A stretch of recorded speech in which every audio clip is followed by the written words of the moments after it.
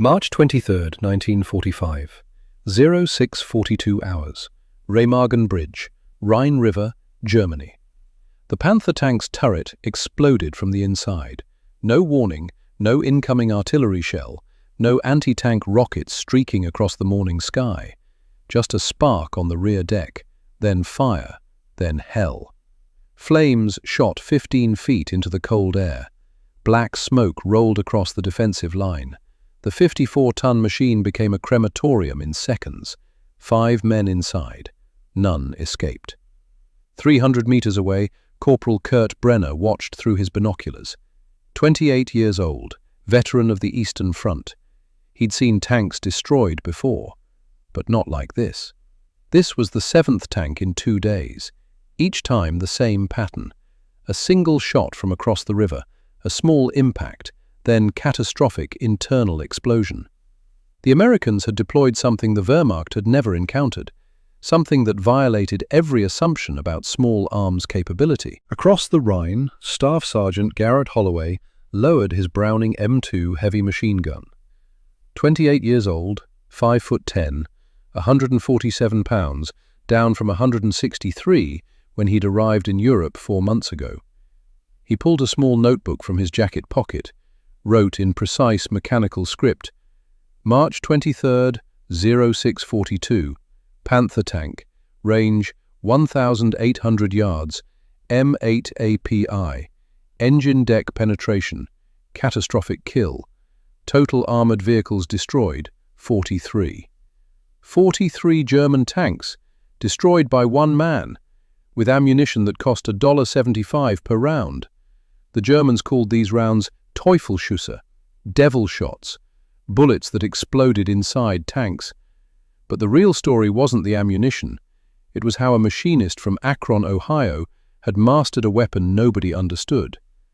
Before we reveal Holloway's technique, understand this. This story took 47 hours to research. Declassified Army after-action reports from the National Archives, Wehrmacht intelligence assessments, captured after the war. Holloway's personal notebook, donated to the Army Ordnance Museum in 1995. If you value these deep dives into forgotten American innovations, hit that subscribe button right now. It tells the algorithm to share this with more people who understand that real history isn't found in summaries. It's found in the details that changed everything, but nobody remembers.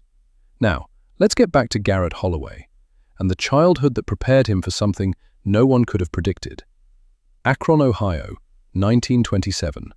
A 10-year-old boy stood beside his father in the machine shop at Goodyear Tire and Rubber Company.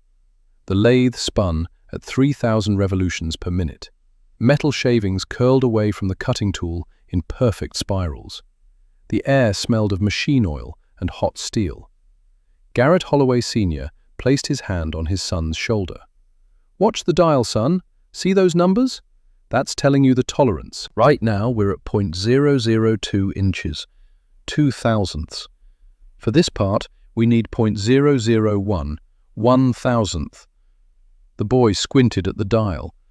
"What happens if you're wrong?" His father turned off the lathe. The machine wound down with a descending whine. "If you're wrong, you waste the part, waste the material, waste the time." He picked up the freshly cut piece. The difference between 0.001 and 0.002 inches is the difference between perfect and garbage. Measure twice, cut once, and never, ever guess. Those words would echo in Garrett Holloway's mind for the rest of his life. 18 years later, they would help him kill 43 German tanks. By 1935, Garrett Holloway had become what his father dreamed of, a master machinist. Norfolk Naval Shipyard, Portsmouth, Virginia, building submarine drive shafts, components for destroyer engines. The tolerance for these parts wasn't measured in thousandths of an inch, it was measured in 10 thousandths. 0.0001 inches, the width of a human red blood cell. Holloway could cut to that tolerance consistently, day after day. The lathe didn't lie, didn't make excuses. If the measurement was wrong, it was because the machinist was wrong. Personal responsibility, absolute precision, no room for error. His supervisor once asked him, how he maintained such consistency. Holloway's answer was simple. I pretend every part I make is the one that'll save my life someday. He had no idea how prophetic those words would become. December 7th, 1941. Pearl Harbor. Holloway heard the news on the radio while working late in the shipyard. Japanese aircraft had attacked the Pacific Fleet. Thousands dead, ships burning. He set down his tools, walked outside into the cold Virginia night, stared at the submarines in dry dock, the destroyers being fitted with new engines. All of it suddenly meaningless, because while he'd been cutting steel to 10,000ths of an inch, other men had been dying. 3 days later, Garrett Holloway enlisted in the United States Army. He was 24 years old, underweight for his height, no combat experience. The recruiter asked him what skills he had. "I'm a machinist. I work with precision equipment." The recruiter checked a box on the form. "We'll find a use for that." Fort Benning, Georgia. Basic training. Holloway learned to march, to disassemble and reassemble an M1 Garand in 90 seconds, to low crawl under barbed wire while instructors fired live ammunition 2 feet above his head. He hated every minute of it. This wasn't precision, this was chaos. Then they introduced him to the Browning M2 heavy machine gun, 50 caliber, 40 inches long, 84 pounds unloaded. Effective range against infantry, 1 mile. Rate of fire, 450 rounds per minute. The weapons instructor demonstrated the gun's operation. This weapon can penetrate light armor, destroy aircraft, suppress enemy positions at extreme range, but it's only effective if you understand ballistics. He pointed to a chart showing bullet drop at various distances. At 500 yards, the bullet drops 24 inches. At 1,000 yards, it drops 72 inches. You need to compensate. Aim high, account for wind, calculate trajectory. For the first time since enlisting, Garrett Holloway smiled. This was mathematics. This was precision. This was something he understood. August 1944. Normandy, France. The 2nd Armored Division landed 2 months after D-Day. Holloway's unit was assigned to push inland. By November, they'd reached the Hurtgen Forest, 50 square miles of dense evergreen forest along the German-Belgian border. The Americans called it the meat grinder. The Germans called it the death factory. Both were accurate. The 28th Infantry Division went into the Hurtgen in early November. 10 days later, they came out with 6,184 casualties, 62% losses. The 9th Infantry Division replaced them. 2 weeks later, they'd suffered similar casualties, and everywhere German armor dominated. Panzer Mark IV tanks, Panther tanks, all positioned at ranges between 600 and 800 yards, just beyond the effective range of American infantry weapons. Garrett Holloway watched this nightmare unfold from his position with the 2nd Armored Division. His unit was supposed to provide fire support, but they couldn't protect anyone. Not when German tanks could sit at 700 yards and destroy everything in front of them. December 3rd, 1944. Holloway's unit occupied a small village 3 miles inside the German border. 27 men, 4 half-tracks, 2 M4 Sherman tanks. At 6:30 hours, 3 German Panzer IV tanks appeared on the ridge to the east, 800 yards away. The American Shermans engaged immediately, but accuracy at 800 yards against moving targets in morning fog was poor. The German tanks didn't move. They didn't need to. They fired from hull-down positions. The first German shell hit the lead Sherman in the turret. The tank exploded. The second Sherman tried to maneuver. The second German shell caught it in the side armor. Flames consumed the vehicle in seconds. 17 Americans died in those 2 tanks. Holloway sat behind his M2 Browning on a half-track, 800 yards from the enemy. Close enough to see them through binoculars, too far to engage effectively with a machine gun. He could fire. The rounds would reach that distance, but hitting a target the size of a tank turret at 800 yards with iron sights while the enemy was hull down? Statistically impossible. He watched the German tanks withdraw behind the ridge, unhurried, confident, untouchable. That night, Garrett Holloway sat in a frozen foxhole and thought about precision, about tolerances measured in 10,000ths of an inch, about how his M2 Browning could throw a .50 caliber bullet accurately to a mile. But accuracy meant nothing if you couldn't penetrate the target. There had to be another way. December 5, 1944. Supply depot 12 miles behind the front lines. Holloway had volunteered to help transport ammunition. While loading crates onto a truck, he noticed something odd. A stack of ammunition boxes marked differently from the others. The standard boxes were stamped .50 caliber ball or .50 caliber armor piercing for armor piercing. These boxes were stamped M8 API, aircraft use only. Holloway stopped, asked the supply sergeant about them. Sergeant Everett Shaw was 26 years old, an armorer before the war. Those? M8 armor-piercing incendiary rounds, made for aircraft, machine guns on P-38s and B-17s. They penetrate aircraft skin and then explode inside, set fuel tanks on fire. Holloway set down the crate he'd been carrying. Explode? Shaw nodded. Yeah, there's a small incendiary charge inside the bullet. When it penetrates something, friction ignites the charge, burns at 3,000 degrees, hot enough to melt steel. Has anyone ever tried using these against tanks? Shaw laughed. Against tanks? Why would you? These are for planes. Holloway stared at the boxes. Aircraft skin was thin, aluminum, maybe 3 millimeters thick. Tank armor was different, steel, thick. But not all armor was equal. Engine decks, turret tops, rear plates. Those were thinner, 20 to 30 millimeters. Still thick, but maybe thin enough. How many rounds do we have? Shaw checked his inventory sheet. About 5,000 rounds, sitting here since September. I'm supposed to ship them back stateside next month. What if they got lost before then? Shaw looked up sharply, studied Holloway for a long moment, then smiled. I can probably misplace 50 rounds, see if they work. Garrett Holloway returned to his unit with 50 rounds of M8 API ammunition hidden in his gear. December 7th, 1944. 2 years to the day after Pearl Harbor. He requested permission to conduct weapons maintenance at an abandoned German position half a mile from American lines. He brought his M2, his loader, Private First Class Dixon, and a destroyed German half-track that sat in a clearing, victim of American artillery 3 weeks earlier. The half-track's armor was 10 millimeters thick. Holloway loaded a belt with 5 M8 rounds, positioned the M2 at 200 yards, aimed at the half-track's side panel, and fired. The first round struck the armor with a sharp crack. Then came a second sound, smaller, muffled, an explosion from inside the half-track.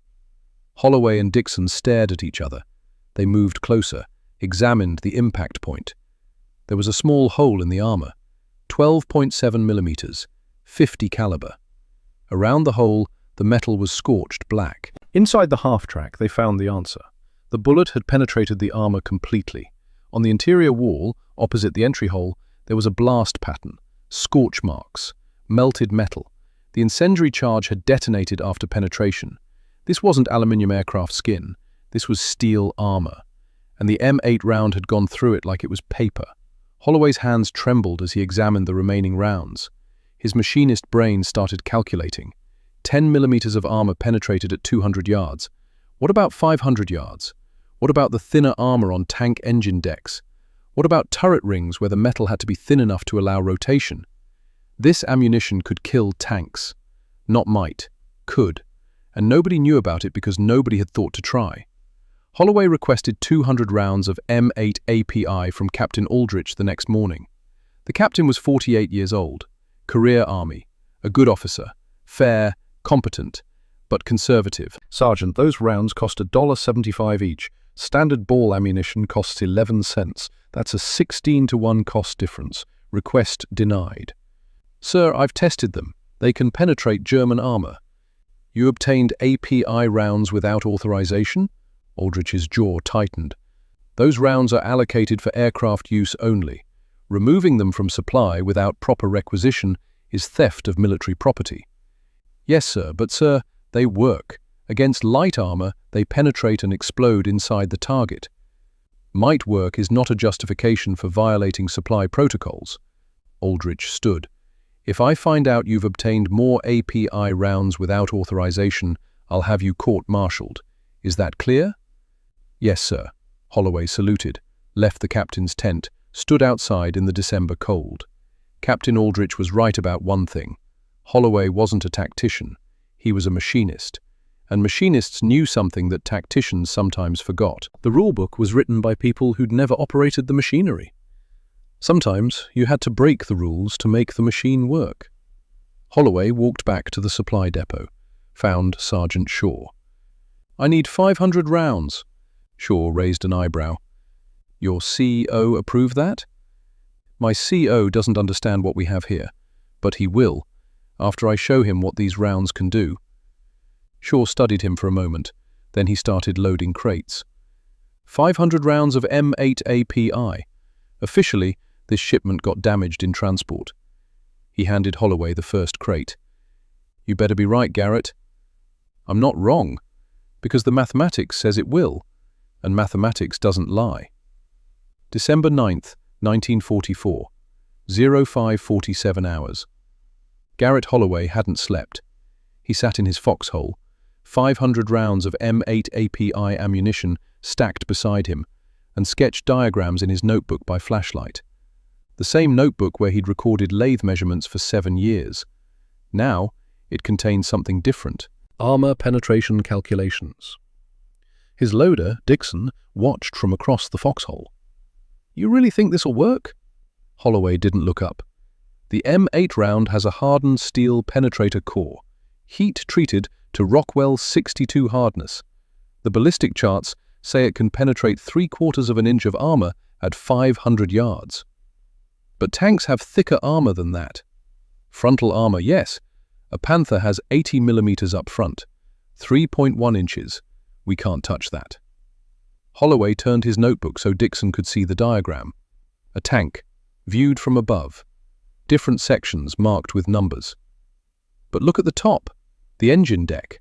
That's 20 millimeters, 0.79 inches, well within the M8's penetration capability. He pointed to another section. Turret ring, the gap where the turret rotates, 15 to 20 millimeters. Another section. Rear armor, 30 millimeters on a Panzer IV, 1.2 inches, still penetrable at close range. Dixon studied the diagram.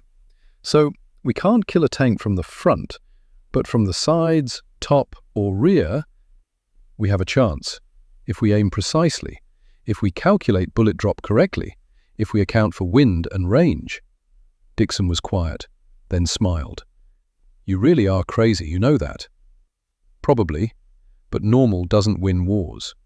06:12 hours. The German counterattack came without warning. Artillery first, 88mm shells screaming overhead, then machine gun fire, then the deep mechanical growl of German tank engines. Holloway grabbed his binoculars. Through the morning fog, he saw them, 3 tanks, moving down the road from the east, Panzer IV medium tanks, 850 yards away. The American Sherman tanks were 3 miles back. Artillery support was engaged elsewhere. Anti-tank guns were positioned to cover a different approach. The infantry companies in the direct path of the German advance had nothing that could stop armor at this range. Nothing except Garrett Holloway and his M2 Browning. Holloway loaded the first belt. His hands moved automatically. 7 years of machinist training, every motion precise. 4 M8 API rounds, 1 armor-piercing, 1 tracer. Repeat. Dixon fed the belt into the gun. Range? 850 yards, maybe 900. Wind? Holloway licked his finger, held it up. 5 miles per hour, left to right. The lead Panzer IV stopped at 800 yards, hull down behind a low rise. Only the turret visible. The turret rotated, targeting American infantry positions. Holloway made his calculations. At 800 yards, the .50 caliber bullet would drop approximately 40 inches. Wind would push the bullet right, maybe 6 inches of drift. The engine deck was on the rear of the tank, currently not visible, but tanks don't sit still forever. Holloway waited. His finger rested on the trigger, not pulling, just touching. The Panzer's turret fired. The shell screamed over American positions. The tank began to rotate, searching for new targets. As it turned, the rear deck came into view, the engine compartment, the thinnest armor on the entire vehicle.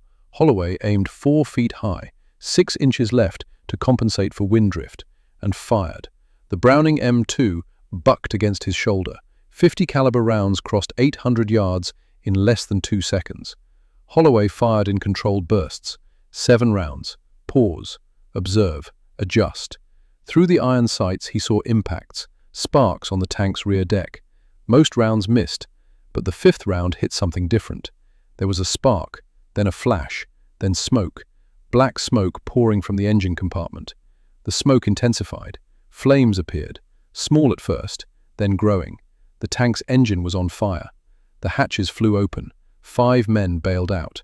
The flames reached the fuel tanks. The explosion was a deep, concussive whomp that Holloway felt in his chest from 800 yards away. Holloway lowered the M2, stared at the burning Panzer. Dixon was shouting something. Holloway couldn't hear him over the ringing in his ears. He'd done it. He'd actually done it. The mathematics had worked. Holloway opened his notebook with shaking hands, wrote in mechanical script, December 9th, 0614, Panzer IV, range 850 yards, M8 API, engine deck penetration, catastrophic kill, total armored vehicles destroyed, 1. The other 2 German tanks withdrew. Within an hour, Captain Aldrich appeared at Holloway's position. The captain stared at the burning Panzer in the distance, then at Holloway, then at the M2. Sergeant, did you destroy that tank? Yes, sir. With your machine gun, using ammunition you obtained without authorization? Yes, sir. Aldrich walked to the burning tank. Holloway and Dixon followed, 800 yards through frozen forest. They reached the tank. It was still burning, too hot to approach closely.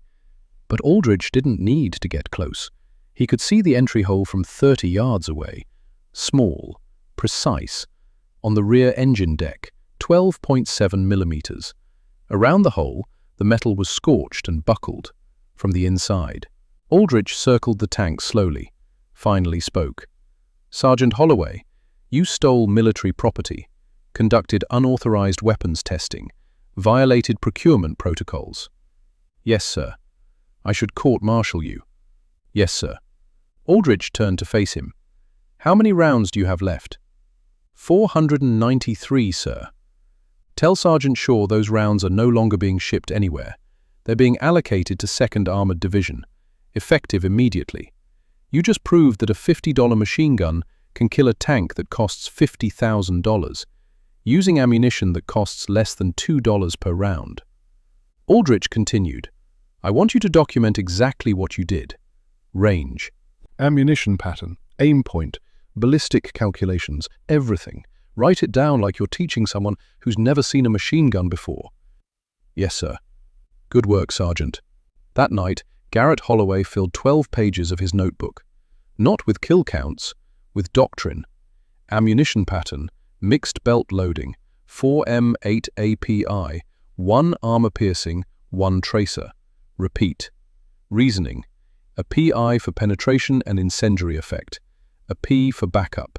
Tracer for trajectory observation. Aim points. Primary. Engine deck. Thinnest armor. 20 to 30 millimeters. Contains fuel lines. High vulnerability. Secondary. Turret ring. Thin metal gap. 15 to 20 millimeters. Tertiary. Rear hull.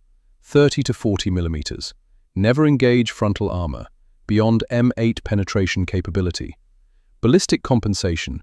500 yards. Aim 18 inches high. 800 yards. Aim 40 inches high.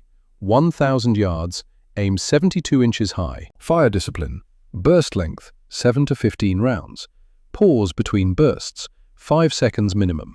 Observe impact. Adjust aim. Displacement. After engagement, move immediately. 100 yards minimum. German counter-battery fire will target your position within 3 minutes. This wasn't just a personal reference, this was a training manual, because Captain Aldrich had already sent word up the chain of command, and the chain of command was interested.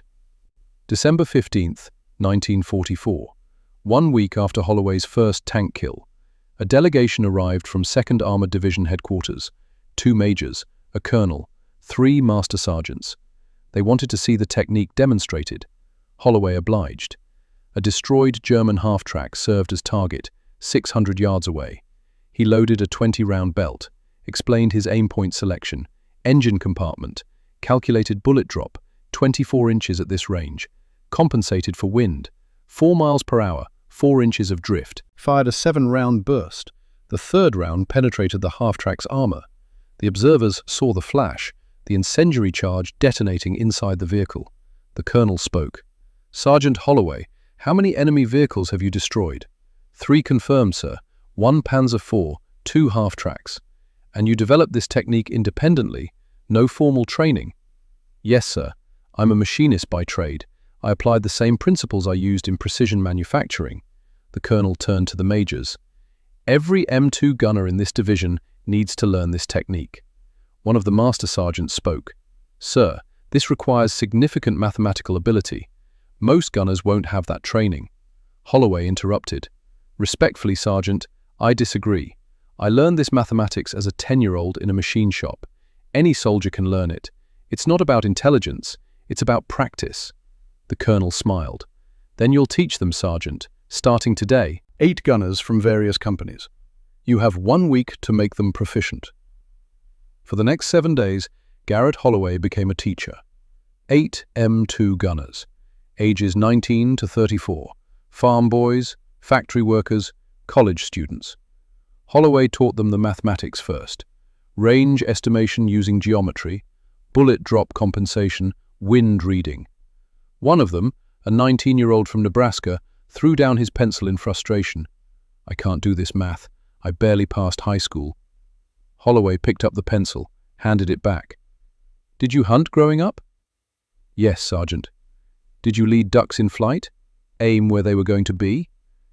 Yes, Sergeant. That's ballistic calculation. You already know how to do this.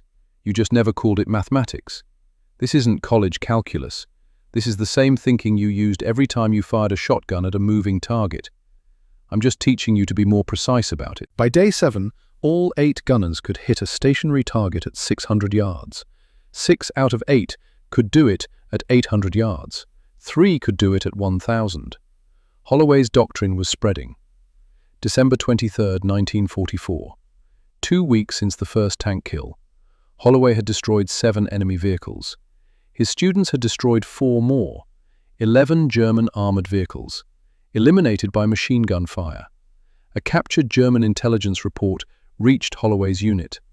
American forces demonstrate enhanced anti-armor capability, multiple incidents of armored vehicle destruction by small-caliber fire.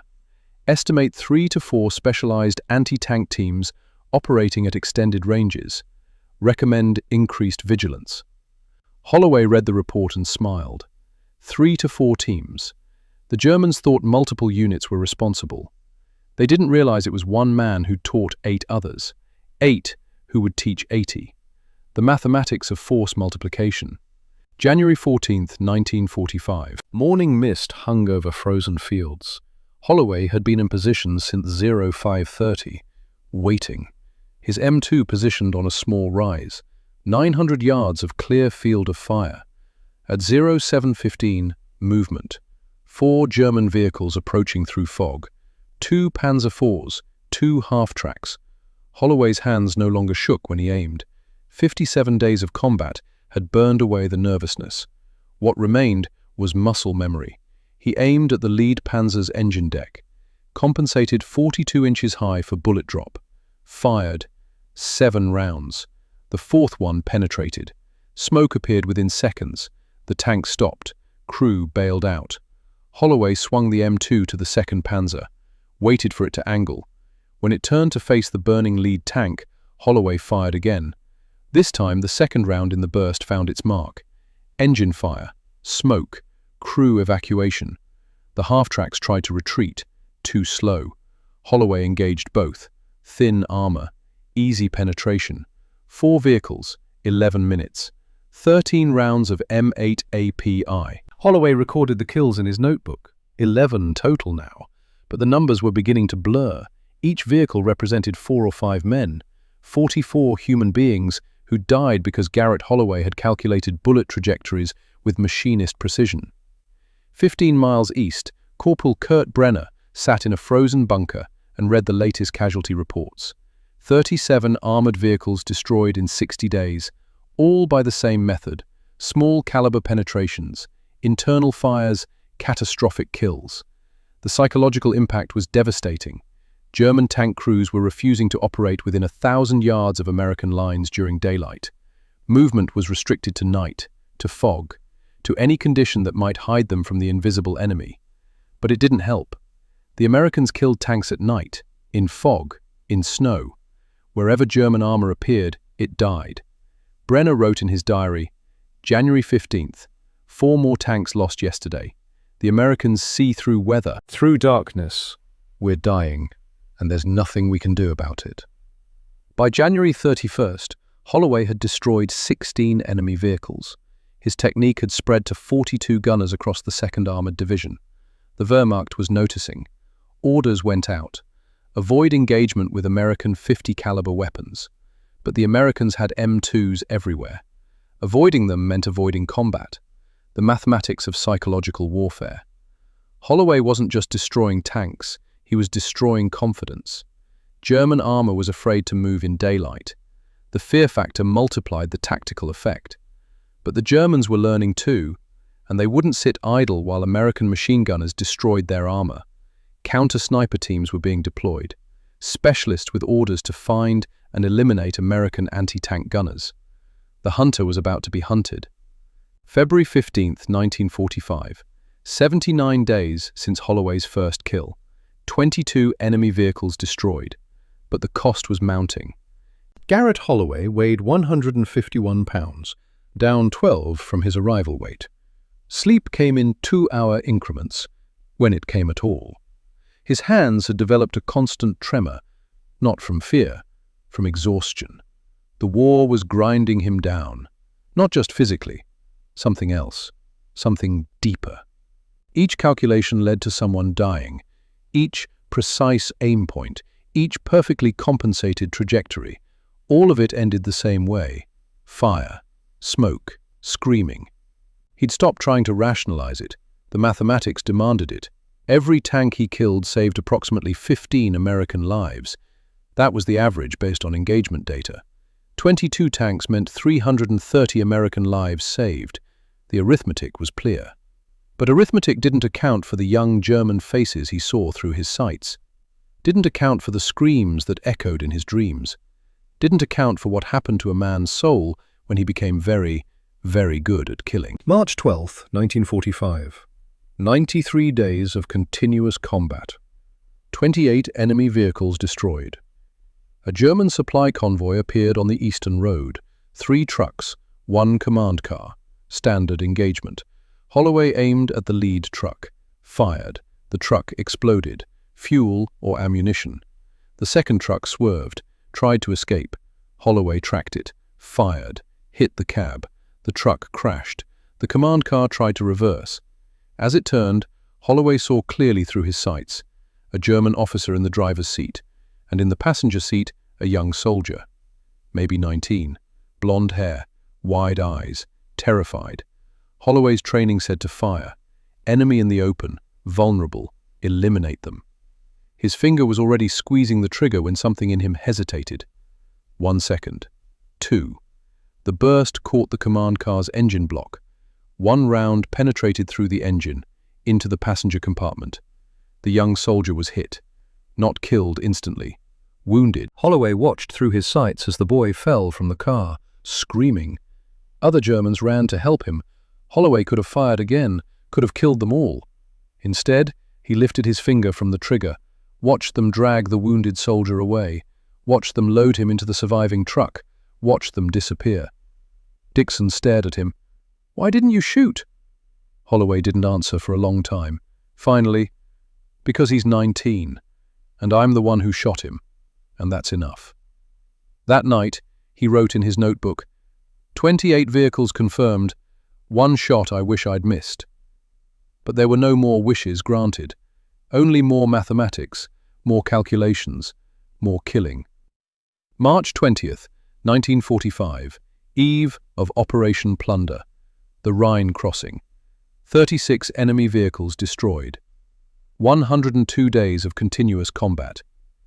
Garrett Holloway sat in a frozen foxhole and cleaned his M2 for the 1,000th time. His hands moved automatically. Disassemble, clean, oil, reassemble, muscle memory replacing thought. The medical officer found him there. Captain Walsh, 42 years old. Good man. Sergeant Holloway, you're being rotated off the line. Holloway didn't look up from the gun. No, sir. That wasn't a request. You've lost 16 pounds. You sleep 2 hours a night when you sleep at all. Your hands shake constantly. You're burning out. I'm still effective. You won't be if you collapse. The Rhine crossing starts tomorrow. Largest operation since D-Day. We need you fresh, not dead on your feet. Holloway set down the cleaning rod, met the doctor's eyes. Sir, with respect, every tank I kill saves 15 Americans. That's not theory, that's documented data. Tomorrow, the Wehrmacht makes its final stand. Every gun they have will be on that river. If I can take out even 3 or 4 tanks, that's 45 to 60 American lives saved. And if you collapse, if exhaustion makes you miss, if you're too slow and a German tank kills a platoon because you weren't sharp enough, then I fail. But I'd rather fail trying than sit in the rear knowing I could have helped. Walsh studied him for a long moment. You understand you're not going to survive this war if you keep pushing like this, not the way you're going. The war's almost over, sir. Germany's collapsing. Few more weeks. I can rest then. If you make it that long. I will, sir. Walsh sighed. Fine. But after the Rhine, you're done. No arguments. Understood? Understood, sir. The doctor walked away. Holloway returned to cleaning his gun. One more operation. One more river. Then it would be over. He had no idea how wrong that calculation would be. March 21st, 1945. 05:45 hours. Operation Plunder began. Garrett Holloway sat in a landing craft with 37 other men. The artillery bombardment shook the water, made ripples that looked like rain, but it wasn't rain. It was the largest concentrated firepower since D-Day, thousands of guns firing simultaneously, turning the eastern bank into hell. Holloway clutched his M2. The gun weighed 84 pounds. He weighed 147, 39 pounds less than when he'd arrived in Europe. The landing craft hit the eastern shore. The ramp dropped. Men poured out into waist-deep water. Machine gun fire cut through the morning air. Artillery shells impacted. Explosions, smoke, chaos. Holloway waded through the water, reached the shore, found cover behind a destroyed bunker. Dixon was right behind him. Set up here? No, higher ground, 300 yards east, that rise. They moved through the smoke, reached the position, set up the M2, fed the ammunition belt. 4 API, 1 AP, 1 tracer. Repeat. The pattern Holloway had developed 102 days ago. Through the smoke, he saw them. German armor, Panthers and Panzer IVs, dug in along the ridge. Hull-down positions, firing at American forces crossing the river. Holloway calculated ranges, wind, temperature, the variables he'd memorized. 1,000 yards to the nearest Panther, 72 inches of bullet drop, wind 8 miles per hour, right to left, 12 inches of drift. He aimed, compensated, fired. The first burst missed, adjusted, fired again. The 5th round in the second burst penetrated the Panther's engine deck. Smoke appeared, then fire. The crew bailed out. The tank burned. Vehicle number 37.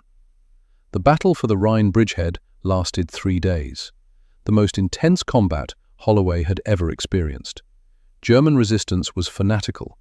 The Wehrmacht was making its final stand. Every tank, every gun, every soldier they had left. March 21st, afternoon.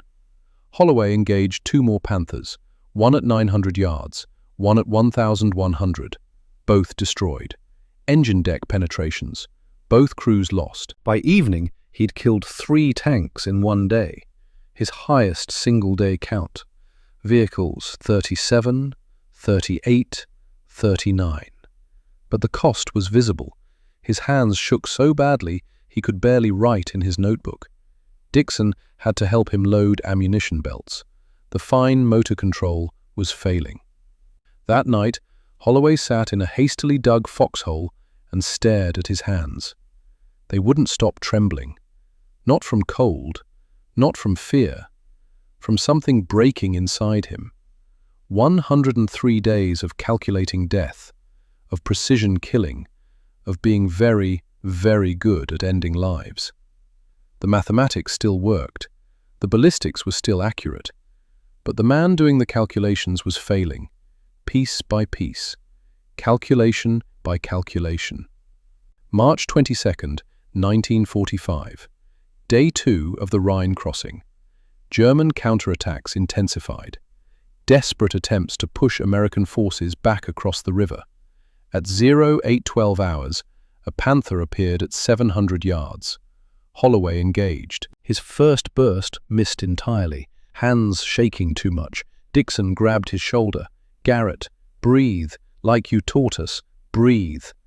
Holloway closed his eyes, forced his breathing to slow, opened his eyes, aimed again, compensated for the tremor, fired.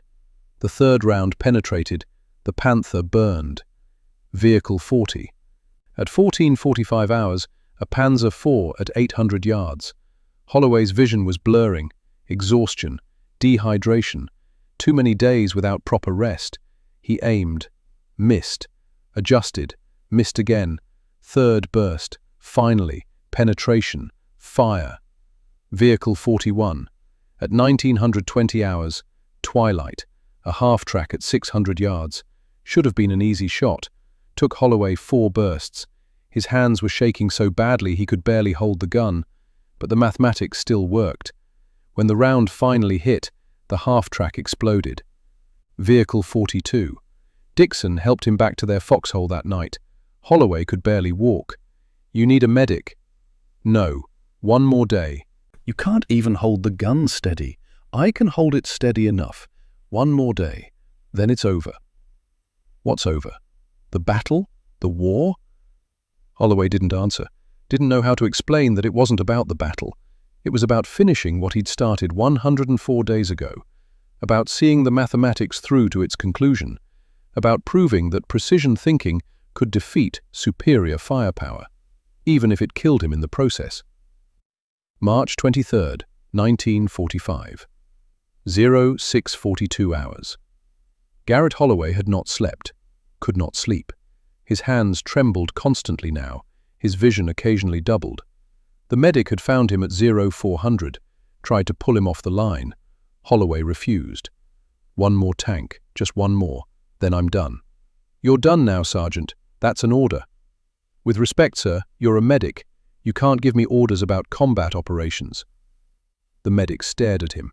"You're going to die out here." "Maybe, but not today." Through the morning mist, Garrett Holloway saw it.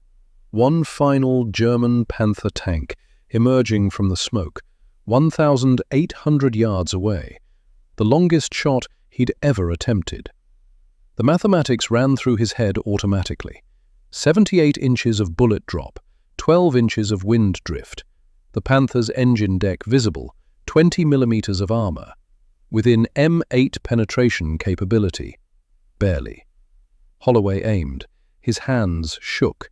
He braced the gun against his shoulder, used his body weight to stabilize it, compensated high, compensated left, and fired. The first burst missed, adjusted, fired again. The 5th round in the second burst penetrated. 1,800 yards. A whole 12.7 millimeters wide in 20 millimeters of armor.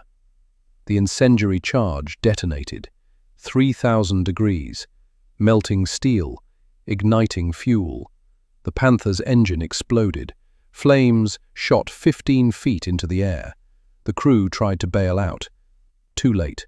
The ammunition cooked off. Secondary explosions. The entire vehicle consumed. Across the Rhine, Corporal Kurt Brenner watched through his binoculars. The 7th tank in 2 days, the 43rd tank in 105 days.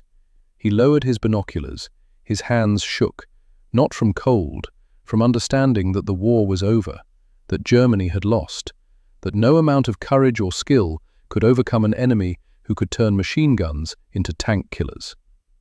Garrett Holloway lowered his M2, pulled out his notebook with hands that could barely hold the pencil, wrote in barely legible script, March 23rd, 0642, Panther tank, range 1,800 yards, M8 API, engine deck penetration, catastrophic kill.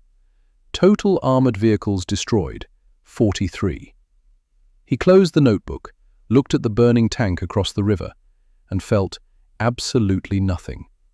The war had taken something from him. He didn't know if he'd ever get it back. Dixon put a hand on his shoulder. You did it. 43. Nobody else in this entire army has killed that many tanks with a machine gun. Holloway nodded. Couldn't speak. The mathematics had worked. 105 days. 43 vehicles. Approximately 215 tank crew members. Another 38 infantry. Total German deaths caused, 253 men, 253 families, 253 mothers, 253 funerals, all because Garrett Holloway had learned to calculate bullet trajectories with machinist precision. The war in Europe ended 45 days later. May 7th, 1945. Germany surrendered. Garrett Holloway returned to the United States in June. Flew into New York, took a train to Ohio, arrived in Akron on June 19, 1945. His father met him at the station. They didn't speak much. There wasn't much to say. Holloway went back to work at Goodyear Tire on June 25th. Same lathe, same tolerances, same precision work, as if nothing had changed. Except everything had changed. He met Ruth Bennett at a church social in October 1945. Married her in March 1946. Had 4 children over the next 10 years. Worked at Goodyear for 37 years. Retired in 1982. Never discussed the war. When neighbors asked if he'd served, he said, yes.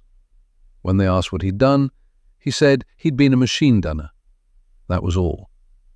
For 40 years, Garrett Holloway kept the notebook in a locked box in his basement. Never showed it to anyone, not his wife, not his children. The 43 kills, the calculations, the techniques, all of it remained buried. Until one day in 1967. Veterans of Foreign Wars Hall, Cleveland, Ohio. November 11th, 1967. Veterans Day celebration. Garrett Holloway was 50 years old, grey hair, reading glasses, 20 pounds heavier than his combat weight. He attended because his son had asked him to. The hall was filled with men in their 40s and 50s, World War II veterans, career veterans. Holloway sat alone in a corner until a voice spoke in accented English. You were 2nd Armored Division? Holloway looked up. A man stood there, maybe 2 years younger than Holloway, slight German accent. Yes. Rhine crossing? March 1945? Yes. The man sat down, extended his hand. Kurt Brenner, I was corporal, 6th Panzer Division, defensive positions east of Remagen. Holloway stared at the hand, then shook it. Brenner's grip was firm, working man's hands. You were machine gunner? M2 Browning? Yes. Brenner smiled without humor. You killed my friends. 7 tanks in 2 days, March 21st through 23rd. I watched them burn. Silence. Holloway met Brenner's eyes. I killed many Germans, following orders, like you. 43 tanks. I saw the records after war, all destroyed by 1 gunner. You? Holloway nodded. That's 200 men, maybe more.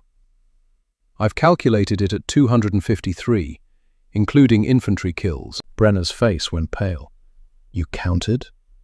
I'm a machinist. I count everything. They sat in silence. Then Brenner spoke quietly. I immigrated to America in 1951, came to Cleveland, started over.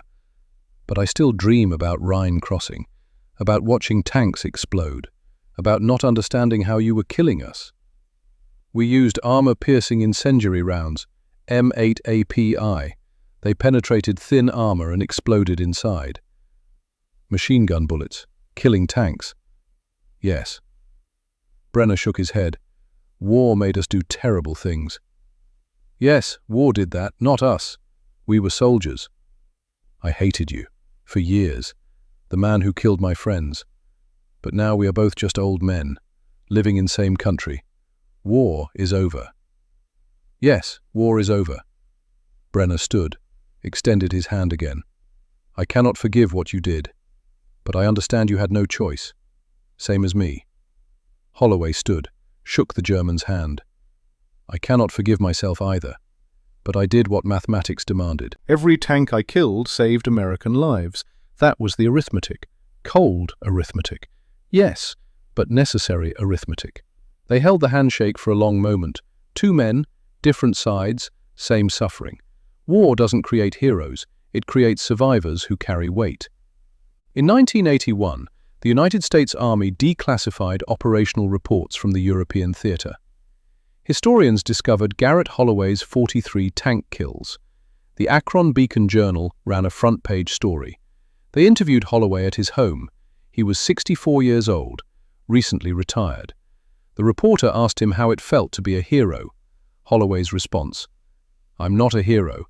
I was a machinist who learned to aim. Many men did extraordinary things in that war. I survived to talk about it. The real heroes didn't come home. The reporter pressed, asked about his technique. Holloway said, I applied precision thinking to an imprecise situation. The same mathematics I used to cut submarine parts to 1/10,000th of an inch, I used to calculate bullet trajectories. Mathematics doesn't change, only the application changes. But you saved lives. I ended lives. 253 German lives.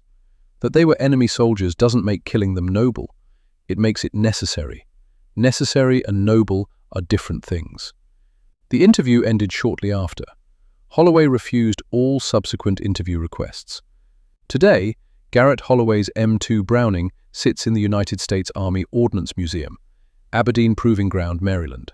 The placard reads, M2 Browning Heavy Machine Gun, used by Staff Sergeant Garrett Holloway, 2nd Armored Division, 1944 to 1945. Credited with destroying 43 enemy armored vehicles using M8 armor-piercing incendiary ammunition. This weapon represents American ingenuity under fire. Holloway's notebook sits beside the gun. Open to the page dated March 23, 1945. The final entry. Tank number 43. Modern military doctrine still teaches Holloway's techniques: mixed ammunition belts, precision aim points, ballistic compensation. The M8 API round evolved into the M20 APIT, still standard issue in NATO forces. The same principles Holloway discovered in 1944 are being applied today. Because the mathematics of warfare doesn't change, only the tools change. And Americans, when faced with inadequate tools, don't complain. They optimize, they innovate, they win. Garrett Holloway died in 1997 at age 80, heart failure, peaceful, surrounded by family. His obituary in the Akron newspaper mentioned his military service in one paragraph. The rest focused on his 40 years at Goodyear, his children, his grandchildren, his quiet life. That's how he would have wanted it, because to Garrett Holloway, The 43 tanks weren't an accomplishment. They were a burden, a necessary burden that he'd carried for 53 years, carried quietly, without complaint. Without glory. The way a machinist carries the knowledge that precision matters, that 1/10,000th of an inch can mean the difference between life and death. With precision, with humility, and with the understanding that being good at something terrible doesn't make you proud. It just makes you necessary. And when the necessity ends, you go back to building things instead of destroying them.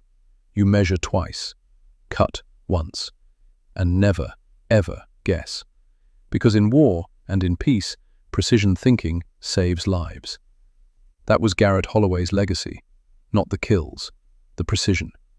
If this story moved you, you understand why precision matters, why mathematics saves lives, why innovation comes from necessity. Garrett Holloway proved that American ingenuity isn't about having the best equipment. It's about using whatever equipment you have better than anyone else thought possible. That lesson matters today, in every field, every challenge, every impossible situation. Don't complain about inadequate tools. Optimize the tools you have. Calculate the variables, execute with precision, and never stop until the job is done. To Staff Sergeant Garrett Holloway, and to every American who proved that thinking defeats strength when precision guides the effort. We remember. We honor your service. We tell your stories. Because some mathematics are too important to remain forgotten.